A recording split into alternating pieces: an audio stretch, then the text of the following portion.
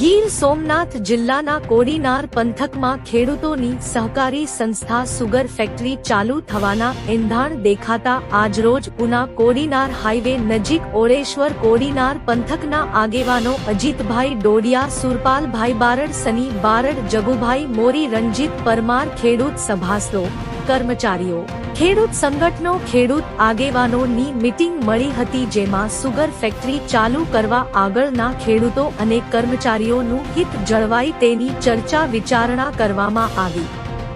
Reporter જોરુભાઈ Jethwa, Gir Gadhada. માણસો આવે એ રીતે કરીને શનિવારે આપણે બધા જાહેરાત કરી ને ગામડે ગામડે હું એમ કહું કે આપણે બધા ગામડામાં થોડું સહકાર આપીને જઈ આવી હા બધા આવે તો સારું એમ આપણે ચાલુ થાય જોઈએ।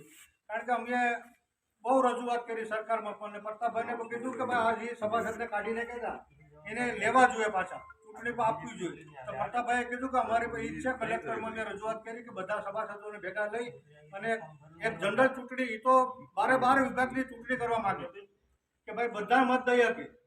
પ્રતાપભાઈએ તો એવી રજૂઆત કરી કે અમે તો એવું માંગીએ કે બધા ખેડૂતો હોય, કોડીનારનો ખેડૂત હોય તો એ પર હાલીદાર વાળા